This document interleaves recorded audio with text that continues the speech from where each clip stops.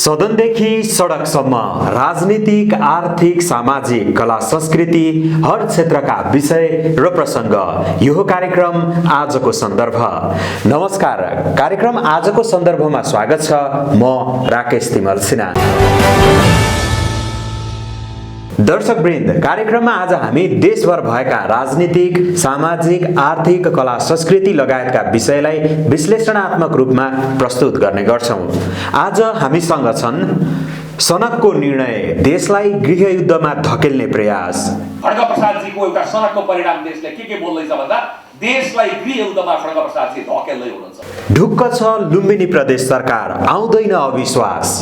सरकार नै सङ्कटमा रहेको वा सरकारको लागि पुनर्व्यवस्थित गर्नुपर्ने वा अब अन्य दलहरूको खोजी समर्थनको लागि गरिराख्नुपर्ने त्यस्तो अवस्थाको अहिले हामी त्यो फिलिङ गरिरहेका छौँ। नियमको गाँठो फुक्दै फुकेन, अन्यलमा खेलकुद क्षेत्र। अधिवेशन गर्ने, चुनाव गर्ने चाहिँ नि एकदम हतार भइसकेका सङ्घहरू पनि अब अन्यलमा छन् क्या, उनीहरू अब गर्ने के? आउनुहोस् आजको सन्दर्भ सुरु गरौँ देशभरका ताजा खबरहरूबाट। नेपालमा सोमबार थप 403 जनामा कोरोना पुष्टि भएको छ। यो सँगै नेपालमा कोरोना संक्रमितको संख्या 2,62,262 जना पुगेको स्वास्थ्य मन्त्रालयले जनाएको छ। त्यस्तै नेपालमा थप 7 जनाको मृत्यु भएको छ भने हालसम्म 1885 जनाले कोरोनाका कारण ज्यान गुमाएका छन्। थप 594 जना कोरोना मुक्त हुँदा नेपालमा कोरोना निको हुनेको संख्या 2,55,088 पुगेको छ। हाल नेपालमा 5,289 जना आइसोलेसनमा छन् भने 342 जना क्वारेन्टाइनमा छन्। हालसम्म 19,52,903 वटा PCR गरिएको मन्त्रालयले जनाएको छ। पत्नी सीता दाहालको थप उपचारका लागि नेकपा अध्यक्ष पुष्पकमल दाहाल प्रचण्ड भारतको मुम्बई जानुभएको छ। पत्नी सीताको उपचारका लागि प्रचण्ड सोमबार नेपाल एयरलाइन्सको विमानबाट दिल्ली जानुभएको हो। काठमाडौँबाट मुम्बईका लागि सिधा उडान नभएकाले दिल्ली हुँदै उहाँ मुम्बई जानुभएको छ। सीताको उपचारका लागि अध्यक्ष दाहालसँगै छोरी गङ्गा दाहाल पनि मुम्बई जानुभएको छ। यसअघि आइतबारको स्थायी कमिटी बैठकमा प्रचण्डले आफ्नी पत्नीलाई थप उपचारका लागि भारत लैजानुपर्ने भएको जानकारी गराउनु भएको थियो। सीताको उपचार न्युरोजेन ब्रेन एन्ड स्पाइन इन्स्टिच्युट मुम्बईमा हुने अध्यक्ष दाहालका प्रेस संयोजक विष्णु सापकोटाले जानकारी दिनुभयो। सीतालाई सो अस्पतालका डाइरेक्टर तथा कन्सल्ट्यान्ट न्युरोसर्जन डाक्टर आलोक शर्माको टोलीले उपचार गर्ने सापकोटाको भनाइ छ। सीता दाहाल लामो समयदेखि वंशानुगत पार्किन्सन जस्तो देखिने रोगबाट पीडित हुनुहुन्छ। गत बुधबार उहाँको स्वास्थ्यमा थप समस्या देखिएपछि मेडिसिटी अस्पतालमा उपचार गरिएको थियो। यसअघि सीताको उपचार अमेरिका, सिङ्गापुर र भारतमा पनि भएको थियो। प्रहरीले स्रोत नखुलेको 1,47,86,000 सहित 2 जनालाई पक्राउ गरेको छ। काठमाडौँको नागढुङ्गाबाट प्रहरीले स्रोत नखुलेको 1.5 करोड रुपैयाँ सहित भारत गोरखपुर घर बताउने वर्ष 30 को अमित कुमार गुप्ता र कार चालक कपिलवस्तु बाणगङ्गा 4 बस्ने वर्ष 22 का सङ्गम थारूलाई पक्राउ गरेको हो। विशेष सूचनाका आधारमा प्रहरी प्रभाग नागढुङ्गाबाट खटिएको प्रहरी टोलीले सोमबार बिहान करिब 4:30 बजे नागढुङ्गा चेक पोइन्टमा कपिलवस्तुबाट काठमाडौँ आउँदै गरेको प्रदेश 301-023-2259 नम्बरको हुन्डाई कारलाई चेक जाँच गर्ने क्रममा स्रोत नखुलेको रकम फेला परेको महानगरीय प्रहरी परिसर काठमाडौँका प्रमुख एसएसपी अशोक सिंहले जानकारी दिनुभयो। हुन्डाई कारको डिक्कीमा स्पेयर टायर मुनि लुकाइराखेको अवस्थामा 3 वटा झोलामा सो रकम फेला परेको उहाँले बताउनुभयो। नगद स्रोत नखुलेको यो रुपियाँहरू हामीले बरामद गरेका छौँ। यसमा भएका 2 जना व्यक्तिहरूलाई, एकजना भारत बस्ने गोरखपुरमा बस्ने अमित कुमार गुप्ता र अर्को चाहिँ कपिलवस्तु बाणगङ्गा नगरपालिका वार्ड नम्बर 4 बस्ने वर्ष 22 को सङ्गम थारूलाई हामीले नियन्त्रणमा लिएका छौँ। र यिनीहरूले यो ल्याउने क्रममा जुन नगद बरामद भएको छ, यो ल्याउने क्रममा चाहिँ यो पछाडि डिक्कीको त्यो स्पेयर टायर राख्नेको तल स्पेस जुन रहेको हुन्छ त्यहाँ ब्यागमा लुकाइराखेको अवस्थामा चाहिँ हामीले चाहिँ यो बरामद गरेका छौँ। र बाँकी 86,000 को अमित कुमार गुप्ताको साथबाट बरामद गरेको छ। उक्त रकम भारतबाट भारतीय रुपैयाँ ल्याई नेपालको सीमा क्षेत्रमा पटक पटक गरी नेपाली रुपैयाँ सटही गरिएको हुन सक्ने प्रारम्भिक अनुसन्धानबाट खुलेको छ। रकमसहित पक्राउ परेका व्यक्तिलाई आवश्यक अनुसन्धान र कारबाहीका लागि सम्पत्ति शुद्धिकरण विभागमा पठाइएको छ। नेपाल कम्युनिस्ट पार्टी नेकपा पुष्पकमल दाहाल प्रचण्ड माधव कुमार नेपाल पक्षको स्थायी कमिटी बैठकले पार्टी एकीकरणका बाँकी काम पूरा गर्न सुझावका लागि गृह कार्य टोली गठन गरेको छ। पार्टीको केन्द्रीय कार्यालयमा सोमबार बसेको स्थायी कमिटी बैठकले पार्टी संगठनको एकीकरणको बाँकी काम पूरा गर्न सुझाव दिन अध्यक्ष माधव कुमार नेपालको नेतृत्वमा गृह कार्य टोली गठन गरेको हो। टोलीमा स्थायी कमिटी सदस्यहरू अष्टलक्ष्मी साक्य, गिरिराजमणि पोखरेल, गोकर्ण विष्ट, घनश्याम भुषाल, जनार्दन शर्मा, पम्फा भुषाल, वर्षमान पुन, बेदुराम भुषाल, भीम रावल, मातृका यादव, लीलामणि पोखरेल, सुरेन्द्र पाण्डे रहनु भएको प्रवक्ता नारायण काजी श्रेष्ठले जानकारी दिनुभयो। टोलीले प्रदेश कमिटी, जिल्ला कमिटी, जनवर्गीय संगठन र मोर्चा संगठनहरूको पदाधिकारीको बारेमा तथा पार्टी संगठनको एकीकरणको बाँकी रहेको कामहरू पूरा गर्ने सम्बन्धमा 7 दिनभित्र सुझाव दिई कार्यान्वयनको प्रक्रियामा लगिने उहाँले बताउनुभयो। त्यसैगरी बैठकले सरकारको प्रतिनिधि सभा विघटनको असंवैधानिक कदमका विरुद्ध गरिएको पहिलो चरणको सङ्घर्षका कार्यक्रम उत्साहपूर्वक सफल भएको समीक्षा गर्दै पौष 18 गते घोषणा गरेको दोस्रो चरणको सङ्घर्षको कार्यक्रम सफल पार्न पार्टी पङ्क्तिलाई पूर्ण रूपमा परिचालन गर्ने निर्णय गरेको प्रवक्ता श्रेष्ठले जानकारी दिनुभयो। सङ्घर्ष सम्बन्धमा प्रतिनिधि सभा विघटनको असंवैधानिक कदम विरुद्धद्वारा पार्टीद्वारा सञ्चालित पहिलो चरणको सङ्घर्षको कार्यक्रम उत्साहपूर्वक सफल रहेको समीक्षा गरियो। 77 पौष 18 गते घोषणा गरिएको दोस्रो चरणको सङ्घर्षको कार्यक्रम सफल पार्न सिङ्गो पार्टी पङ्क्तिलाई पूर्ण रूपमा परिचालित गर्ने निर्णय गरियो र यो सङ्घर्षलाई प्रतिनिधि सभा विघटनको असंवैधानिक कदमलाई असफल पारेर प्रतिनिधि सभालाई सुचारू नगर्दासम्म र प्रतिगमनको षड्यन्त्रलाई पूर्ण रूपमा परास्त गर्ने, प्रतिगामी खतरालाई पूर्ण रूपमा परास्त गर्ने बिन्दुमा नपुग्दासम्म जारी राख्ने र सङ्घर्षलाई हर हालतमा सफल बनाउने निर्णय गरिएको छ। बैठकले असंवैधानिक कदमका विरुद्ध अन्य राजनीतिक पार्टीहरूसँग पनि वार्ता गरी संयुक्त सङ्घर्ष गर्ने पहललाई जारी राख्ने निर्णय पनि गरेको छ।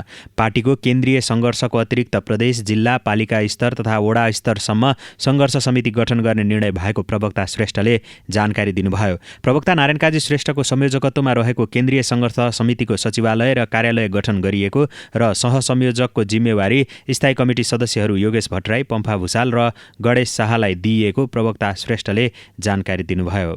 केन्द्रीय सङ्घर्ष समितिको सहसंयोजकहरूमा हाम्रो पार्टीको स्थायी कमिटीको सदस्य कमरेड योगेश भट्टराई हुनुहुन्छ, जो हाम्रो केन्द्रीय सङ्घर्ष समितिको प्रवक्ता पनि रहनुभएको छ। त्यसको अतिरिक्त कमरेड पम्फा भुषाल र कमरेड गणेश शाहलाई पनि सहसंयोजकहरू चयन गरिएको छ। आइतबारदेखि सुरु भएको स्थायी कमिटी बैठकमा पार्टी अध्यक्षद्वय पुष्पकमल दाहाल प्रचण्ड र माधव नेपालले प्रतिनिधि सभा विघटनको असंवैधानिक कदम विरुद्धको सङ्घर्ष सफल पार्न र पार्टी एवं कम्युनिस्ट आन्दोलन विरोधीलाई परास्त पार्न दृढतापूर्वक अघि बढ्न आह्वान गर्नुभएको प्रवक्ता नारायण काजी श्रेष्ठले बताउनुभयो। हेटौँडा बजार क्षेत्रभित्रका सडकका खाल्डाखुल्डी पुनः सुरु गरिएको छ। हेटौँडाका विभिन्न सडक जीर्ण बनेर खाल्डाखुल्डी भएपछि सोमबारबाट पुनः सुरु गरिएको उपमहानगरपालिकाका मेयर हरिबहादुर महतले बताउनुभयो। सोमबार उपमहानगरपालिका कार्यालयको रोडबाट खाल्डा भएको स्थानमा पुनः सुरु गरिएको छ। बजार क्षेत्रका सबै सडकमा भएका खाल्डाखुल्डी 1 हप्ताभित्रमा पुरिसक्ने योजनामा उपमहानगरपालिका रहेको छ। खाल्डाखुल्डी भएका कारण दुर्घटनाको जोखिम बढेको र सडकको सुन्दरता समेत घटेकाले सोमबारबाट पुनः सुरु गरिएको हो। खाल्डा भएका स्थानमा सबै भत्काएर पुरै सडक निर्माण गर्दा ठूलो रकम खर्च हुने र एकै वर्ष त्यो काम सक्न समेत समस्या हुने भएकाले सडकका खाल्डा भने तत्काल पूर्ण लागिएको हो। यसैबीच हेटौँडा 5 सानो पोखरामा स्ल्याब ढलान निर्माण गरिएको छ। सानो पोखराको राइटोलदेखि चिम्नी डाँडासम्म स्ल्याब ढलान निर्माण गरिएको उपमहानगरपालिकाका मेयर हरिबहादुर महतले बताउनुभयो। 290 मिटर लम्बाइ रहेको सडक 32 लाख रुपैयाँमा निर्माण गरिएको हो। हेटौँडाका वडामा पक्की सडक निर्माण गर्ने काम तीव्र रूपमा अगाडि बढेको छ।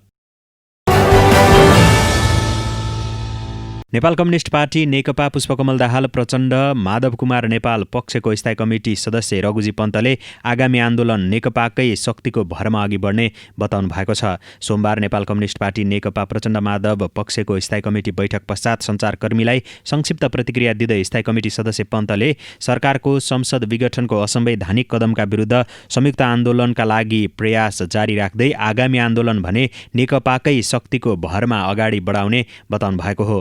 पन्तले संसद विघटनको सम्बन्धमा सर्वोच्च अदालतले कुनै नेता अथवा आन्दोलनकारीको मुख हेरेर फैसला नगर्ने टिप्पणी पनि गर्नुभयो। सर्वोच्च अदालतले संविधान हेरेर फैसला गर्ने भएकोले संसद विघटनको जवाफ पुनर्स्थापना बाहेक केही हुन नसक्ने उहाँले बताउनुभयो। काङ्ग्रेस र अरू दलहरूसँग वार्ता पनि जारी छ, संयुक्त आन्दोलनको ढोका पनि खुला छ। तर अबको आन्दोलन जुन हामीले घोषणा गरेका छौँ त्यो आन्दोलन चाहिँ हामी आफ्नै पार्टीको शक्तिको भरमा अगाडि बढाउँछौँ। संसदले संसद विघटनको अधिकार प्रधानमन्त्रीलाई नदिएको उहाँको भनाइ छ। स्थायी कमिटी सदस्य पन्तले नेकपाको कमान्ड प्रचण्ड माधव पक्षसँग भएको बहुमत भएको, सूर्य चिन्ह आफूहरूले पाउने, संसद पुनर्स्थापना हुने र नेकपाको सम्पत्ति आफूहरूको हुने दावी गर्नुभएको छ। नेपाल निर्यात परिषदले 5औं निर्यात दिवस मनाउने भएको छ। परिषदले यही पौष 22 गते 5औं निर्यात दिवस 2077 मनाउन लागेको हो।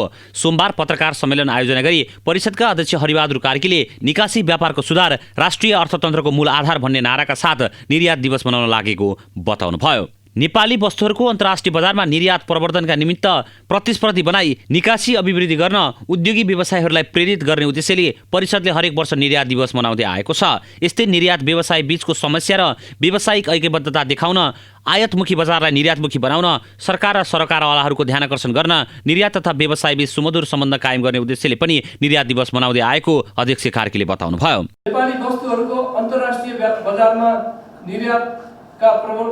निर्यातको प्रवर्धनको निमित्त प्रतिस्पर्धी बनाई निकासी अभिवृद्धि गर्ने निर्यात प्रवर्धनको माध्यमबाट व्यवसायको स्थायित्व संरक्षण प्रवर्धन तथा दिगो विकासका साथै प्रशस्त रोजगारीको सृजनाका साथै लगानी वृद्धि गरी बढ्दो आयातलाई निर्यात प्रवर्धनको माध्यमबाट क्रमशः प्रतिस्थापन गरी राष्ट्रिय अर्थतन्त्रमा सुधार ल्याउने अभिप्रायले नेपाल सरकार उद्योग वाणिज्य तथा आपूर्ति मन्त्रालय, व्यापार तथा निकासी प्रवर्धन केन्द्र, अघि नै मैले भनिसकेँ, टिपिसी को सहकार्य एवं नेपाल हस्तकला महासङ्घको सहयोगमा प्रत्येक वर्ष मनाउँदै आएको निर्यात दिवसलाई निरन्तरता प्रदान गरी निकासी व्यापारको सुधार राष्ट्रिय अर्थतन्त्रको मूल आधार, निकासी व्यापारको सुधार राष्ट्रिय अर्थतन्त्रको मूल आधार भन्ने नाराका साथ यसपटक 5औं निर्यात दिवस 2077 सदा झैं यस वर्ष पनि यही 2077 साल पौष 22 गते आयोजना गर्न लागि छ। निर्यात दिवसको अवसरमा कोभिड-19ले नेपाली निर्यातजन्य वस्तुमा पुर्याएको असर, समस्या समाधानका उपायहरू लगायतका वस्तुको प्रवर्धन र विकासका लागि अपनाउनु पर्ने अल्पकालीन, मध्यकालीन र दीर्घकालीन रणनीति सम्बन्धमा उद्यमी व्यवसायीहरूलाई जानकारी दिने र आगामी दिनमा निकासी अभिवृद्धि गर्नेतर्फ निर्यात दिवसले प्रेरित गर्ने विश्वास समेत परिषदले गरेको छ। नवीकरणीय ऊर्जाको प्रयोग र प्रवर्धनमा स्थानीय सरकारलाई पहिलो प्राथमिकता दिएर राष्ट्रिय नीति बनाउन सरकारवालाहरूले सुझाव दिएका छन्। नेपाल बायोग्यास प्रवर्धन सङ्घको रजत वर्षको अवसरमा आयोजित कार्यक्रम एवं 25औं वार्षिक साधारण सभामा बोल्दै सरकारवालाहरूले नवीकरणीय ऊर्जा कार्यान्वयनका लागि स्थानीय सरकारको महत्त्वपूर्ण भूमिका हुने बताएका हुन्। नेपालको संविधानले नवीकरणीय ऊर्जालाई स्थानीय सरकारको मातहतमा राखे पनि अधिकांश कार्यक्रमहरू सङ्घीय सरकारले गर्न खोज्दा सरकारबीच क्षेत्राधिकारको अन्योलता उत्पन्न भएको छ। त्यसैले पनि स्थानीय सरकारलाई नवीकरणीय ऊर्जा विकासका कार्यक्रम कार्यान्वयन गर्न नीतिगत रूपमा सहयोग गर्नुपर्नेमा सरकारवालाहरूले जोड दिएका हुन्। कार्यक्रममा पूर्व मन्त्री गणेश शाहले नवीकरणीय ऊर्जाको कार्यान्वयनका लागि स्थानीय तहलाई उपयुक्त नीति निर्माण गर्न केन्द्रीय सरकारबाट सहयोग हुनुपर्ने बताउनुभयो। नेपालमा कोभिड-19 पछि व्यावसायिक पशुपालन बढेकाले बायोग्यासको सम्भावना रहेको उल्लेख गर्दै सरकारले उपयुक्त नीति निर्माण गर्नुपर्ने उहाँले बताउनुभयो। नेपालमा झन् कोभिड पछि यो व्यावसायिक पशुपालन पनि धेरै विकसित भएको छ। त्यसैले व्यावसायिक पशुपालनको लागि मैले चाहिँ एसएमई भन्छु, साना तथा मझौला बायोग्यासको होला र डोमेस्टिक त त्यहाँ राखिरहेछ। कति लाख बनाउने हो, घर घरमा बनाउने हो कि भने यो डोमेस्टिक्सहरू भयो। यो बारेमा मैले 3-4वटा कुरो भन्छु। पहिलो कुरो के हो भने नेपाल सरकारको पोलिसी, संविधान त के छ भनेदेखि अब चाहिँ नवीकरणीय ऊर्जा चाहिँ स्थानीय सरकारको मातहतमा गएको छ। त्यसैले स्थानीय सरकारहरूलाई चाहिँ यो नवीकरणीय ऊर्जा, त्यसमा बायोग्यासको लागि चाहिँ उपयुक्त नीतिहरू बनाउनको लागि चाहिँ केन्द्रीय सरकार भनौँ या प्रदेश सरकार भनौँ या एआइपिसीले चाहिँ नीतिगत यो नीतिमा जानुहोस् है भन्ने किसिमको एउटा जनरल जानकारी पठाउनेतिर 763वटामा गर्नुपर्छ कि जस्तो मलाई लाग्छ मान्यज्यू। एउटा चाहिँ यही विषयले सबै गाविसमा सबै पालिकाहरूमा तपाईहरूको यो त्यसलाई अगाडि बढोस् भन्न चाहन्छु। कार्यक्रममा राष्ट्रिय योजना आयोगका सदस्य डाक्टर कृष्ण प्रसाद ओलीले योजना आयोगले 2 लाख स्थानीय र 500 ठूला कमर्सियल स्तरका बायोग्यास स्थापना गर्ने लक्ष्य अगाडि सारेको बताउनुभयो। अहिलेसम्म नेपालको अर्थतन्त्रमा बायोग्यासको योगदान करिब 2 खर्ब बराबरको रहेको उल्लेख गर्दै सदस्य ओलीले निजी क्षेत्रबाट नवीकरणीय ऊर्जा विकासमा अहिलेसम्म अपेक्षा गरिए भन्दा धेरै योगदान भएको बताउनुभयो। योजना आयोगको तर्फबाट चाहिँ करिब 2 लाख जति डोमेस्टिक र 500 जति ठुला कमर्सियल स्केलका बायोग्यास स्थापना गर्ने लक्ष्य अगाडि सारेको हो। यसमा चाहिँ अघि प्राइभेट सेक्टरबाट पनि अलिकति ध्यान दिएको छैन कि के छैन सरकारले। सरकार भनेको चाहिँ एउटा इन्स्टिगेटर हो, नीतिगत रूपमा चाहिँ जस्तो हामीले चाहिँ 92 देखि अलिकति सुरु गरेर ल्याएका हौँ, यसलाई अलिकति स्केलमा स्केल अप गरेर ल्याएको भनेको। अब अहिले आइसकेपछि त यत्रो 2 खरब रुपियाँको बराबरको त एनुअल हाम्रो चाहिँ जो आउटपुट हुँदो रहेछ यो सेक्टरबाट भनेपछि यो त इकोनोमिकल्ली त कति शक्तिशाली भयो त। यसमा त कुनै चिज पनि खेर जाँदैन। त्यस कारणले गर्दाखेरि नेपाल सरकारको नीतिमा नै खास गरिकन सरकारको भनेको सेयर भनेको टोटल इकोनोमिक ग्रोथ र डेभलपमेन्टमा 29% र हाम्रो चाहिँ प्राइभेट सेक्टरमा 55.5% हो। हामीले लेखेकै त्यही छौँ, गरेकै त्यही छौँ र सहकारीतर्फ चाहिँ 5.5। त्यस कारणले गर्दाखेरि यो अहिलेको 2 खरबको जुन एउटा एस्टिमेटेड रफ एस्टिमेटेड कुराकानी भएको छ अथवा आम्दानी हामीले निकालेका छौँ यो त सबै प्राइभेट सेक्टरबाट त भएको हो नि। यो किसिमको काम भएको छ यसबाट।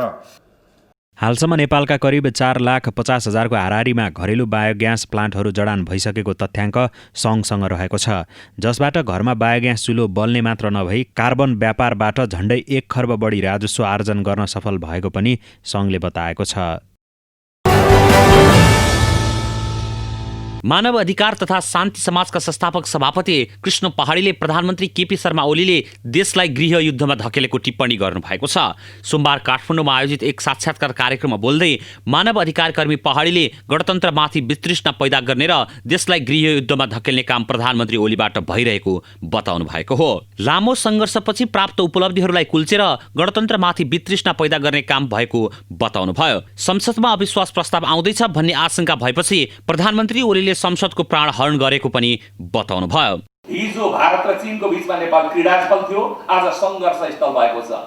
4 दिन भन्दा बढी चाहिँ लगभग 4 दिन चिनिया कम्युनिस्ट पार्टीको एउटा टोलीले उपमन्त्रीको नेतृत्वमा नेपालमा डेरा थर्पु हालेर बसेर गएको अवस्था छ भने भारतीय संयन्त्र पनि त्यति नै सल्बलाएको अवस्था छ। जननिर्वाचित निकाय ध्वस्त भएको अवस्थामा र राजनीतिक रिक्तता भएको अवस्थामा सबै खेल्नेहरूले ठाउँ पाउँछन्। र मैले पहिला पनि भने यसरी उत्तर र दक्षिणको तानातान हुँदा हाम्रा हातहरू चुडिएर जान सक्छन्। हेर्नु, एक छ खड्गप्रसादजीको एउटा सडकको परिणाम देशले के बोल्दैछ भन्दा देशलाई गृह युद्धमा खड्गप्रसादजी धकेल्दै हुनुहुन्छ। यसको मूल्य कसले तिर्ने? यस्तै प्रधानमन्त्री ओली सत्तामा पुगेपछि पटक पटक गैर संवैधानिक कार्यको सिलसिलालाई प्रारम्भ गरेको पनि आरोप लगाउनुभयो। सर्वोच्च अदालतले संसद विघटन गर्ने सरकारको कदमलाई सदर गर्ने हो भने नेपालमा जुनसुकै प्रधानमन्त्रीले संविधान विघटन गर्न सक्ने बताउनुभयो। नेपालको संविधान निर्माण भएपछि विरोध गर्ने र आगो लगाउनेहरूले अहिलेको संविधानको रक्षाका लागि सडकमा उत्रिएको तर संविधान उत्कृष्ट छ भन्नेहरूले संविधानको पाना च्यात्ने काम गरेको पनि बताउनुभयो। लुम्बिनी प्रदेश सरकारका प्रवक्ता तथा भौतिक पूर्वाधार विकास मन्त्री बैजनाथ चौधरीले लुम्बिनी प्रदेश सरकार परिवर्तनको खतराबाट बाहिर रहेको बताउनु भएको छ। रिपोर्टर्स क्लब नेपाल लुम्बिनी प्रदेश कार्यालयले सोमबार बुटवलमा आयोजना गरेको साक्षात्कार कार्यक्रममा बोल्दै मन्त्री चौधरीले अन्य प्रदेशको सरकारमा अविश्वासको प्रस्ताव दर्ता भए पनि लुम्बिनी प्रदेश सरकार परिवर्तन नहुने बताउनु भएको हो। विभिन्न मिडियामा हल्ला चले जस्तो लुम्बिनी प्रदेशमा त्यस्तो केही नभएको बताउँदै मुख्यमन्त्रीको विपक्षमा रहेर कुनै पनि नेता सांसदहरू अविश्वासको प्रस्ताव लिएर नआएको जानकारी दिनुभयो। प्रदेश सरकारका प्रवक्ता रहेका चौधरीले संसारमा कहीँ नभएको आफ्नै पार्टीभित्र फौजदारी अभियोग जस्तो सङ्गीन आरोप पत्र लगाएर प्रचण्डले पार्टीका प्रधानमन्त्री ओलीलाई अप्ठ्यारो पारेकाले देशलाई सङ्कटबाट बचाउन तत्काल ताजा जनादेशमा जानुको विकल्प नभएको बताउनुभयो। अविश्वासको प्रस्तावको अगुवाई गर्दा को र त्यसको सङ्ख्या को भन्ने कुराको किटान भइ नरहेको सन्दर्भमा र उहाँहरूले त्यो गतिविधिमा लागि नरहेको सन्दर्भमा हामी अहिले सरकारका सञ्चालकहरूले चाहिँ अब हामीले अब त्यस्तो भनौँ न सरकार नै सङ्कटमा रहेको वा सरकारको लागि भनौँ न पुनर्व्यवस्थित गर्नुपर्ने वा अब अन्य दलहरूको खोजी समर्थनको लागि गरिराख्नुपर्ने त्यस्तो अवस्थाको अहिले हामी त्यो फिलिङ गरिरहेका छौँ। नेपाली कांग्रेस लुम्बिनी प्रदेशकी सचेतक निर्मला छेत्रीले संसद विघटन कार्य असंवैधानिक र अलोकतान्त्रिक भएको टिप्पणी गर्नुभयो। छेत्रीले संसद विघटन भएको विषयमा सर्वोच्च अदालतमा रिट दर्ता भएको र सो रिट विचाराधीन अवस्थामा रहेकाले अदालतले उचित न्यायपूर्ण निर्णय गर्ने विश्वास व्यक्त गर्नुभयो।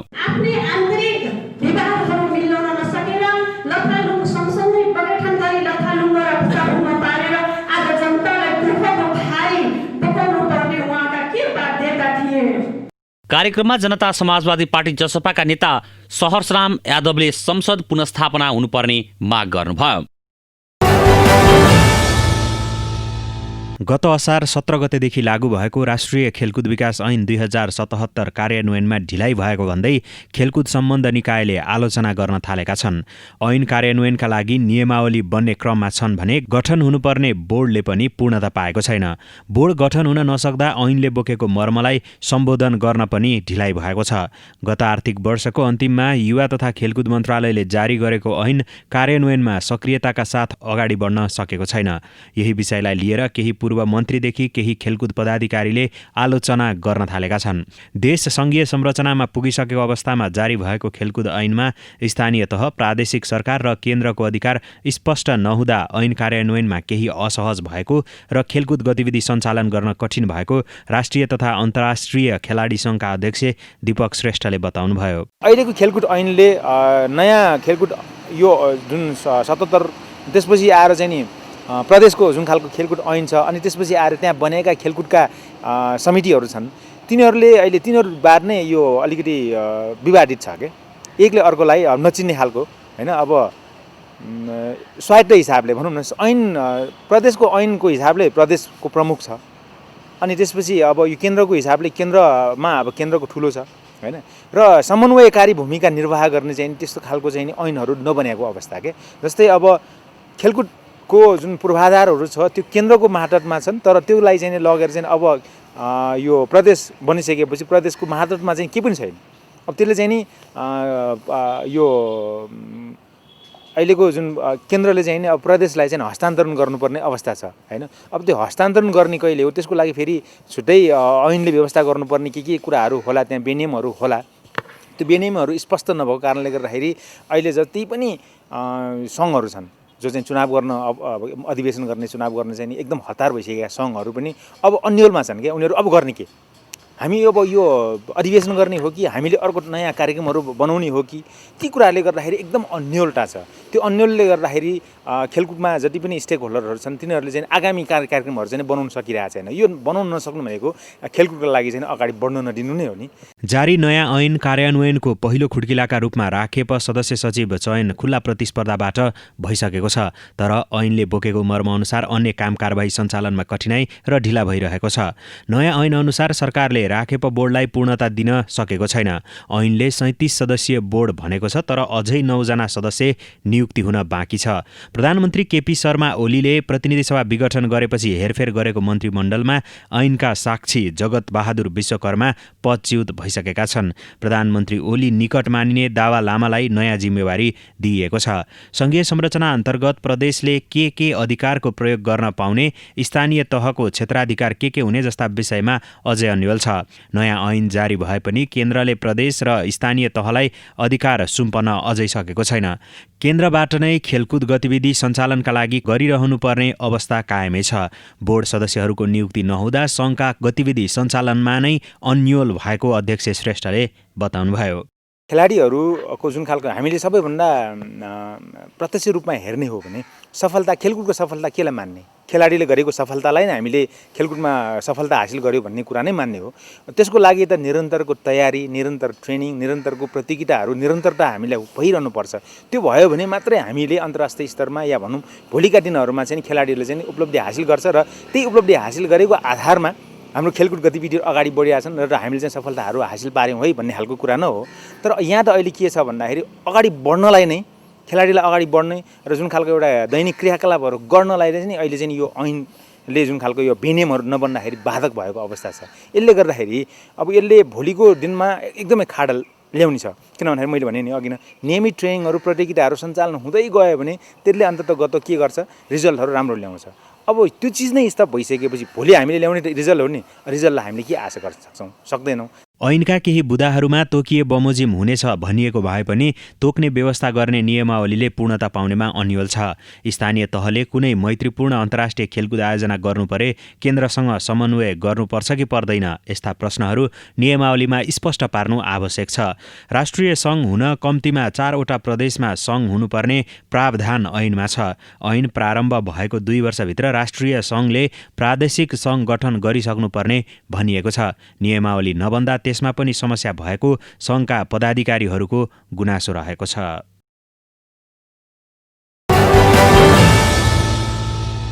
सोमबार देशका धेरैजस्तो स्थानमा मौसम बदली भएको छ।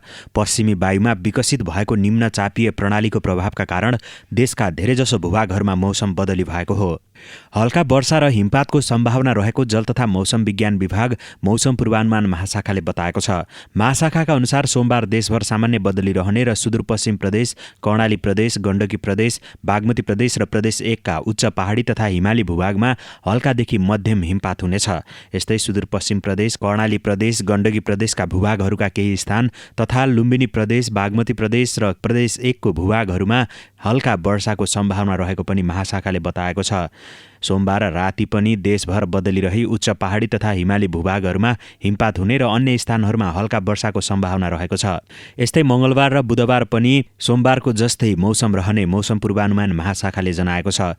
सोमबार काठमाडौँ उपत्यकामा पनि घाम लागेको छैन। बिहान हल्का पानी परेको थियो। काठमाडौँ उपत्यकालाई पूर्ण रूपमा बादलले ढाकेकाले खासै चिसो महसुस भने भएको छैन। हवस् त कार्यक्रम आजको सन्दर्भ यति नै। कार्यक्रम कस्तो लाग्छ? प्रतिक्रिया, सल्लाह सुझाव दिनका लागि हामीलाई फेसबुक र युट्युबमा पनि फलो गर्न सक्नुहुनेछ। कार्यक्रमबाट म राकेश तिमल सिन्हा बिदा हुन चाहन्छु। हेर्दै गर्नुहोला नेशनल गोल्ड टेलिभिजन। नमस्ते।